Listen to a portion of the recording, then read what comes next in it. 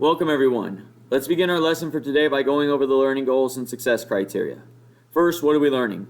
We're learning how to understand and or statements of inequalities and how to graph all kinds of inequalities on the real number line. How are we learning it? Through the Inequalities Notes and Inequalities Assignment. When can we use this information? To determine which scores you can receive on your final exam that will allow you to pass the course.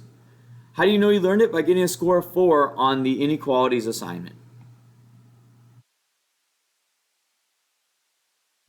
Now let's take a look at our agenda for today.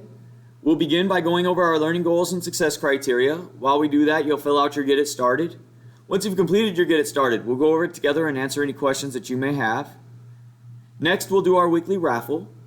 After that, we'll go over the Inequalities Notes, and then I'll give you time to complete the Inequalities Assignment on Google Slides.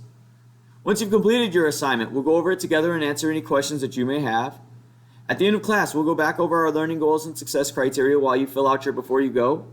Your only homework for tonight is to continue working on the Reasoning About Statement Study Guide and any incomplete assignments that you may have. Let's take a look now at the Inequalities Notes. The notes begin with the learning goals and success criteria. Now, what is an inequality? An inequality can be of any of these forms. This symbol, this one here. So this one looks like an arrow going this direction, an arrow going this direction, and then we have the arrows with the little bars underneath. And what do these mean? Well, this first symbol means less than. So we have this symbol meaning less than. This one then means greater than. This one means less than again, right? Because that's this arrow. And the bar means or equal to. So this is less than or equal to. And this one, this arrow here, meant greater than. And the bar means or equal to, so it's greater than or equal to. So those are the different inequalities. Now, how can we remember the signs? The easiest way I remember the signs is Pac-Man. So we have Pac-Man here. And Pac-Man's rule is Pac-Man always eats the bigger number. So if you notice, Pac-Man's mouth forms that arrow shape that we just talked about. So it forms the symbol. So if Pac-Man is always eating the bigger number, then we can recognize the way that we can state the symbols. For instance, we have 3 and then this symbol and 4. Well, Pac-Man eats the bigger number, so if I draw Pac-Man on there, I can see that his mouth is eating this side here, which means this is the bigger number. So this number is greater. Well, we always read it from left to right though. So that means if this number is greater, this number's got to be smaller. So we would say 3 is less than 4. Now here we have 6 on this side, 2 on this side. And if we draw Pac-Man in, there's Pac-Man. Pac-Man, again, always eats the bigger number. So we have 6 being bigger. And we read it from left to right, so we say 6 is bigger than 2 or 6 is greater than 2. So that's one way we can remember the signs. Now, plotting inequalities on a number line. When plotting inequalities on a number line, you must follow specific rules.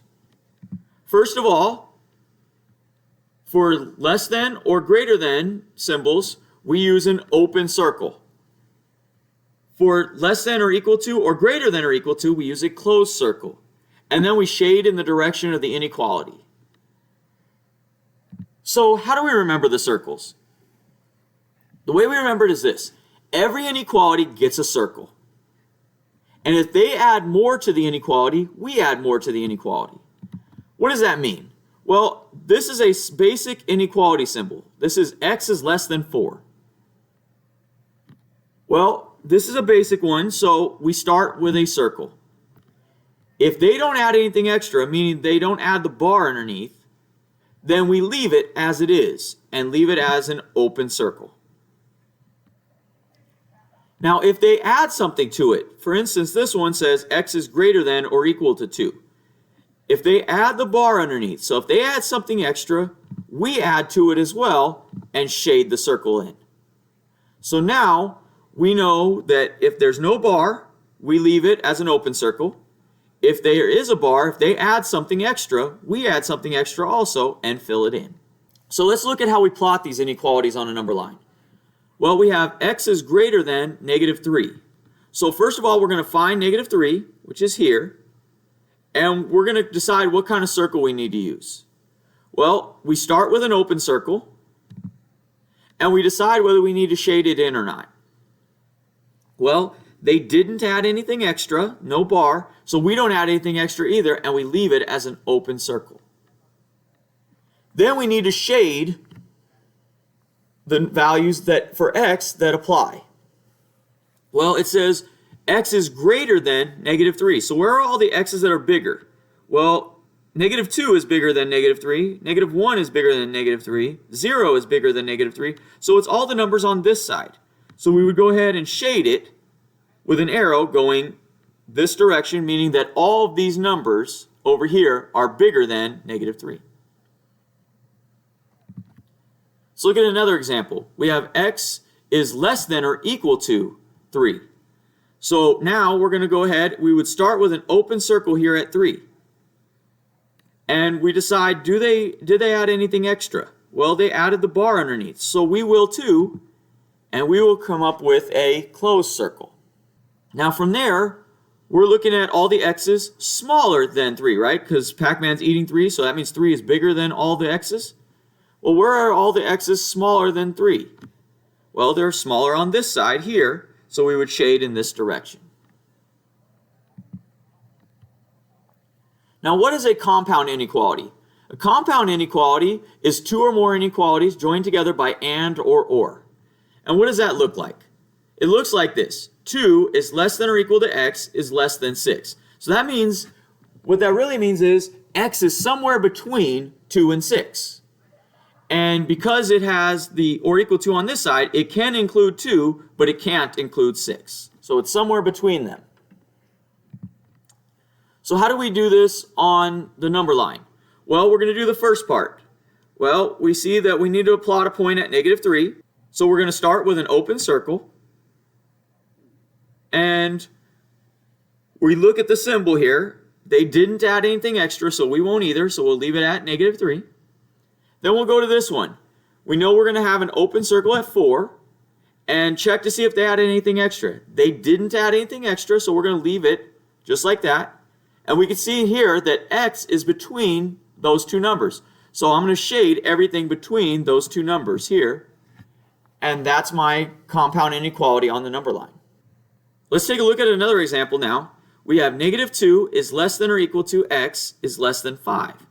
So we know we're going to have a point at -2, and they did add something extra, so we will too, so it's going to be a closed circle here at -2. And we're going to have a point here at y. They didn't add anything extra, so it's going to be an open circle. And based on our compound inequality, we see that x is between those two numbers, so we're just going to shade in between. Now let's talk about and statements. So and statements imply that both inequalities must be satisfied simultaneously. So for instance, x is greater than 4 and it's less than 6. So we know that tells us it has to be between 4 and 6. So this is an example of an and statement. And statements should always be shaded between the 2 points, just like this.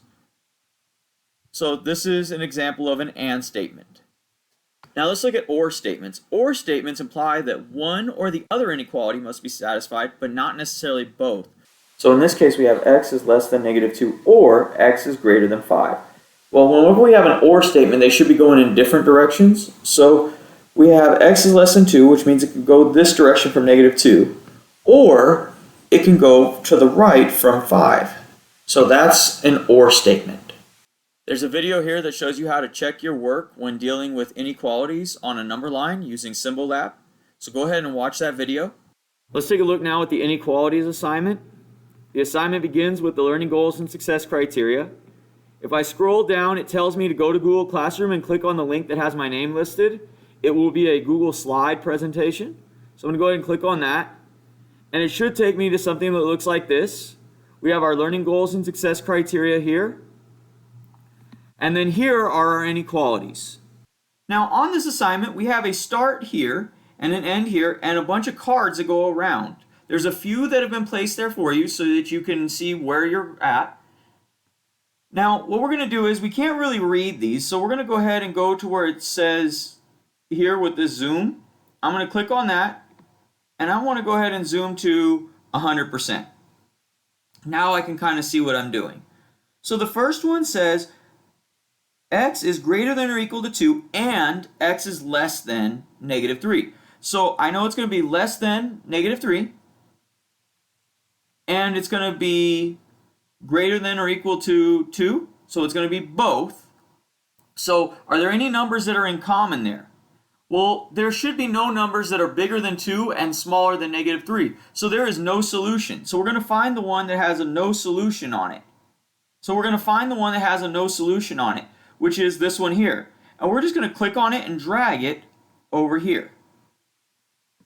So there's my first card.